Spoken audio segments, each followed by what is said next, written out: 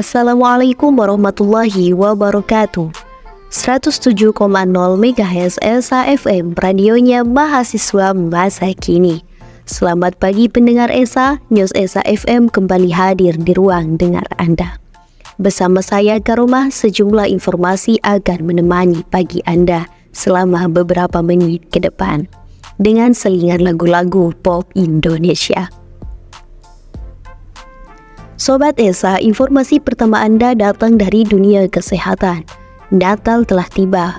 Dokter ingatkan tetap jaga pola makan agar terhindar dari kolesterol. Perayaan hari besar ini identik dengan berbagai hidangan, mulai dari yang manis hingga berlemak. Agar tetap sehat di momen libur Natal dan Tahun Baru, dokter spesialis penyakit dalam Rumah Sakit Pondok Indah, Wirawan Hambali mengingatkan masyarakat untuk tetap jaga pola makan. Jangan lupa pola makan yang sehat harus tetap diterapkan ya. Waspadai gangguan kolesterol, sebuah bahaya tersembunyi dalam makanan Anda. Kondisi medis ini seringkali tidak terlihat dan bergejala, akan tetapi bisa menjadi ancaman serius bagi kesehatan Anda, kata Wirawan dalam keterangan pers Senin 25 Desember 2023. Wirawan menambahkan, kolesterol adalah lemak yang beredar di dalam tubuh. Di dalam darah, lemak kolesterol ini dibawa oleh protein. Gabungan keduanya disebut dengan lipoprotein. Dalam kadar yang sesuai, kandungan tersebut sebenarnya dibutuhkan oleh tubuh dalam membantu membangun sel-sel baru, membantu tubuh memproduksi vitamin D, sejumlah hormon, dan asam empedu untuk mencerna lemak. Selain itu, senyawa ini juga dibutuhkan tubuh untuk proses pencernaan, produksi hormon, dan membantu vitamin D. Namun, jika kadarnya terlalu tinggi, hal tersebut dapat membahayakan tubuh karena akan menyebabkan berbagai penyakit dan komplikasi. Kolesterol disebut mengalami gangguan apabila nilainya berada di luar dari rentang nilai normal yang seharusnya. Salah satu jenis utama lipoprotein adalah lipoprotein dengan kepadatan rendah atau kolesterol jahat. Disebut jahat karena peningkatan kadar LDL di dalam tubuh dapat meningkatkan resiko pembentukan plak dalam pembuluh darah arteri. Ini dapat menimbulkan penyempitan aliran darah dan menyebabkan masalah pada jantung, otak, dan berbagai tubuh lainnya. Data dari World Health Organization menunjukkan bahwa kadar kolesterol tinggi adalah faktor risiko utama untuk penyakit pembuluh darah, jantung, dan stroke, yakni penyakit penyebab utama kematian di dunia. Di Indonesia, prevalensi gangguan kolesterol juga cukup tinggi.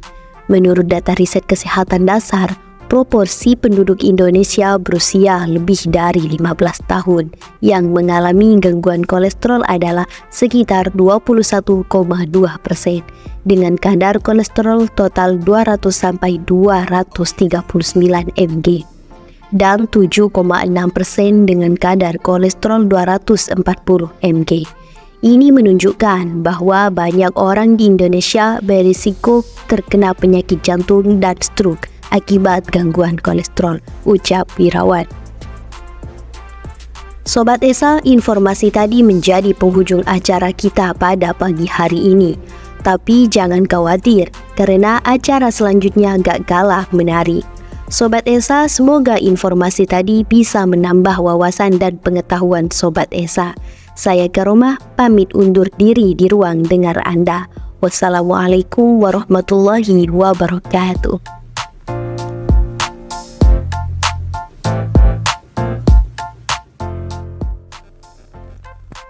Assalamualaikum warahmatullahi wabarakatuh. Nama saya Arif Firmansyah. Hari ini saya akan membacakan berita tentang kesehatan. Jelang Nataru, Kemenkes siapkan pos kesehatan di jalur mudik. Jakarta 21 Desember 2023, Kementerian Kesehatan melepas tim pemantauan kesiapsiagaan fasilitas pelayanan kesehatan hari libur Natal tahun 2023 dan Tahun Baru 2024 di lapangan upacara Kementerian Kesehatan RI pada Kamis 21 Desember 2023. Sekretaris Jenderal Kementerian Kesehatan RI Kunto Wibawa-Nugraha dalam sambutannya menyampaikan, pelepasan tim pemantauan tersebut sebagai upaya sektor kesehatan dalam kesiapan pelayanan kesehatan dalam rangka menghadapi hari libur Natal dan Tahun Baru. Pemerintah pusat telah bekerja sama dengan pemerintah daerah termasuk Dinas Kesehatan, Rumah Sakit, Puskesmas, dan pelayanan kesehatan lainnya dalam pemantauan jalur libur Natal dan Tahun Baru. Sekjen Kunto melanjutkan Kementerian Kesehatan menggerakkan pusat dan daerah untuk menyiapkan pos pelayanan kesehatan di pintu keluar tol, jalur tol operasional, non-tol atau tempat wisata, terminal, stasiun, bandara, dan pelabuhan. Ketersediaan dan kesiagaan ambulans, persiapan puskesmas, rumah sakit, dan kantor kesehatan pelabuhan, serta melakukan promosi kesehatan dan penyebaran informasi secara masif terkait gerakan 3M. Pelayanan kesehatan ini bekerja sama dengan Dinas Kesehatan di daerah dan puskesmas juga pelayanan kesehatan lainnya. Arahnya adalah nanti ada di rest area, ada di jalur mudik, termasuk di dalamnya kita menyiapkan juga rumah sakit. Sekjen Kunto menambahkan tim pemantauan akan melihat kesiapan di KKP, stasiun kereta api, public safety center, rumah sakit rujukan, puskesmas, pelabuhan, tempat ibadah, tempat wisata, terminal bus, dan poskes. Tim yang akan diberangkatkan merupakan gabungan lintas program di Kementerian Kesehatan. Sekjen Kunto menutup sambutannya dengan harapan tim pemantauan pos kesehatan dapat menjalankan tugas dengan sebaik-baiknya dan tetap menjaga protokol kesehatan. Sebanyak 15.746 fasilitas pelayanan kesehatan dioptimalkan pada 6 jalur yang telah disepakati guna sebagai penguatan kesehatan. Direktur Jenderal Pelayanan Kesehatan RI Dr. Azhar Jaya dalam sambutannya menyampaikan terdapat 6 jalur pemantauan fasilitas kesehatan dan pos kesehatan menjelang Nataru, yaitu jalur Jakarta sampai Palembang, Jakarta sampai Surabaya, Jakarta ke Yogyakarta, Surabaya ke Bali, ke NTB, Medan, Padang, dan Makassar, Tanah Toraja. Pos-pos tersebut nantinya akan diisi oleh teman-teman tim pemantau dari daerah dan pemerintah pusat akan terus memantau apakah sudah berjalan atau kendala sehingga bisa diselesaikan dengan cepat pada saat Nataru. Dirjen Azhar menjelaskan tim pemantau dari pusat Kementerian Kesehatan beranggotakan 150 orang. Tim pemantau didukung oleh rumah sakit dan fasilitas pelayanan kesehatan lainnya dengan bertugas berjumlah sekitar 15.000 orang yang tersebar di seluruh Indonesia, termasuk Pulau Jawa, Sumatera, Sulawesi, dan khususnya di kawasan wisata dan kerumunan. Tim pemantauan kesiapsiagaan ini tidak hanya memantau dari sisi pelayanan kesehatan saja, tetapi juga mengantisipasi berbagai kejadian seperti kecelakaan yang terjadi pada mudik serta deteksi penyakit secara dini. Pemantauan kesiapsiagaan fasilitas pelayanan kesehatan jelang libur Nataru tersebut telah dimulai sejak tanggal 18 Desember 2023 hingga 3 Januari 2024 mendatang. Kementerian Kesehatan juga menghimbau masyarakat khususnya yang akan melakukan perjalanan mudik saat Nataru untuk terus menjaga protokol kesehatan seperti apabila kurang sehat atau flu sebaiknya memakai masker. Apabila setelah melakukan perjalanan masa kurang sehat atau sakit, sebaiknya segera datang ke fasilitas pelayanan terdekat untuk dilakukan pemeriksaan lebih lanjut. Terima kasih. Wassalamualaikum warahmatullahi wabarakatuh. Assalamualaikum warahmatullahi wabarakatuh. Hai, apa kabar Sobat SH? Kembali lagi bersama saya Isna dan rekan-rekan saya dalam program SH News edisi 19 Desember 2023. Informatif dan terpercaya. Tentunya kali ini saya akan menyajikan informasi seputar kesehatan. Berikut informasi selengkapnya. Baru-baru ini, dunia media sosial digegerkan dengan tren makan tahu goreng dalam keadaan panas. Bermula dari konten influencer asal Cina, masyarakat Indonesia banyak yang tertarik mencobanya. Dalam beberapa video, mereka yang mengikuti tren ini memakan tahu yang baru diangkat dari penggorengan. Sebelumnya, mereka taburi terlebih dahulu dengan bubuk cabai. Pastinya, makan tahu dengan cara tersebut akan membuat lidah terbakar dan sensasi panas ditambah pedas. Apakah mengkonsumsi tahu dengan cara tersebut aman bagi kesehatan? Pakar sekaligus dosen ilmu kesehatan Universitas Muhammadiyah Surabaya, Dede Nasrullah angkat bicara.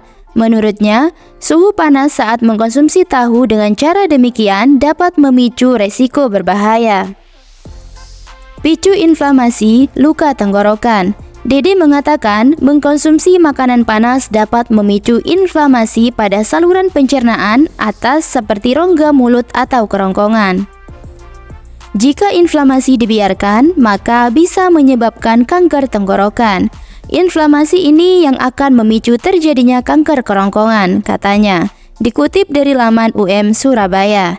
Selain itu, tenggorokan adalah organ penghubung antara mulut dan perut, sehingga tahu panas yang dilahap bisa menyebabkan luka pada tenggorokan, sehingga proses pencernaan akan terganggu. Iritasi pada lambung. Tak hanya tahu, semua makanan yang dikonsumsi saat suhunya masih panas dapat menyebabkan peradangan pada perut, khususnya pada dinding lambung. Dede menyebut makanan panas dapat meningkatkan produksi asam HCI dan bisa mengiritasi dinding lambung. Makanan panas juga bisa menyebabkan peradangan dan nyeri di perut, imbuhnya. Efek tersebut akan membuat seseorang merasa kembung dan begah. Resiko parahnya adalah lambung akan lebih rentan terkena kanker lambung. Terkikisnya email gigi dan lidah mati rasa. Risiko dari mengkonsumsi tahu panas ini bisa juga terjadi pada gigi. Makanan panas bisa menyebabkan email gigi terkikis. Email gigi adalah lapisan terluar gigi yang fungsinya untuk melindungi gigi. Terakhir, lidah bisa melepuh dan mati rasa. Lidah sebagai organ tubuh pertama yang merasakan panasnya makanan ataupun minuman, sehingga menyebabkan lidah akan mati rasa dan pecah-pecah saat mengkonsumsi makanan pedas. Baik Sobat SH, itulah tadi sekilas informasi dari saya, edisi 19 Desember 2023. Sampai jumpa lagi di SH News bersama saya Isna. Tetap di SHFN 107,0 MHz SHFM, radionya mahasiswa masa kini. Selamat beraktivitas dan sampai jumpa. Wassalamualaikum warahmatullahi wabarakatuh.